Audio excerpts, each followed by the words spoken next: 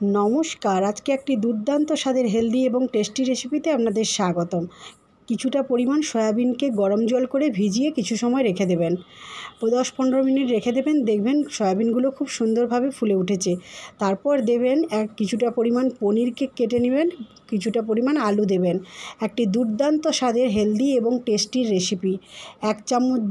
2 চামচ পোস্ত দেবেন, 1 চামচ গোটা জিরে, কিছুটা পরিমাণ আদা, আর দেবেন কিছুটা পরিমাণ কাজু, 2টো কাঁচা লঙ্কা। আপনারা যদি ঝালটা বেশি খেতে চান তাহলে সেটাও আরেকটু কাঁচা লঙ্কাটার পরিমাণ বাড়িয়ে দিতে পারেন। দিয়ে এদিকে পনিরটাকে গরম করে তেল কড়াইতে পনিরটাকে লাল করে ভেজে তুলে নেবেন। আর ওই যে কেটে রেখেছিলেন আলুটাকেও খুব ভালো করে পরিমাণ মতো নুন দিয়ে ভালো করে ভেজে নেবেন। তারপর ওই যে মশলাটা করতে বলেছিলাম ওতে আর 2টো গোটা এলাচ দিয়ে দেবেন, হাফটা টমেটো দিয়ে দেবেন, দিয়ে খুব সুন্দর করে পেস্ট তৈরি করে নেবেন মশলাটা।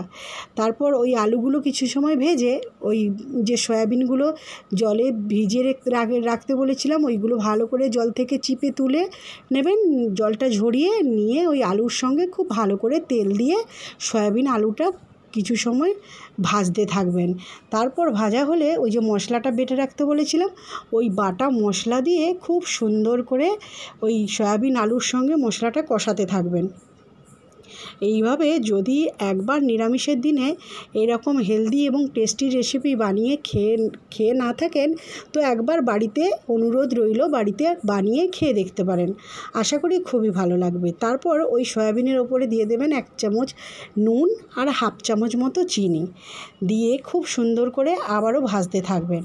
তারপর ভাজা হলে ঢাকনা দিয়ে ভাজবেন। ভাজা হলে তাতেও পরিমাণ মতো হলুদ গুঁড়ো দিয়ে দেবেন। হলুদ গুঁড়ো দিয়ে তারপর আবারও ভালো করে কষিয়ে নেবেন মশলাটা ভালো করে কষানো হয়ে গেলে ওপর দিয়ে দেবেন ওই যে ভেজে রেখেছিলেন পনির দিয়ে সব কিছু একসঙ্গে ভালো করে মিশিয়ে নেবেন।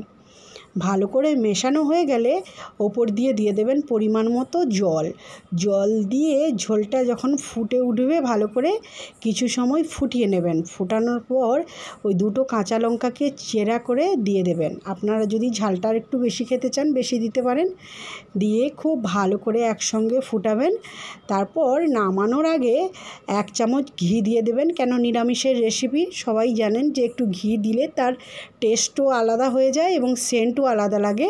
তারপর 1 চামচ ঘি দিবেন, দিয়ে ওই 1 চামচ মতো গুঁড়ো গরম মশলা দিয়ে দেবেন। দিয়ে সব কিছু একসঙ্গে ভালো করে মিশিয়ে নামিয়ে নিলেই রেডি একদম দুর্দান্ত স্বাদের আলু, সয়াবিন আর পনিরের একটি নিরামিষ দুর্দান্ত স্বাদের রেসিপি। একবার বাড়িতে এইভাবে বানিয়ে খেয়ে দেখতে পারেন, আশা করি খুবই ভালো লাগবে। আর যদি ভালো লেগে থাকে তাহলে লাইক, কমেন্ট, শেয়ার করতে, সাবস্ক্রাইব করতে কিন্তু ভুলবেন না যেন।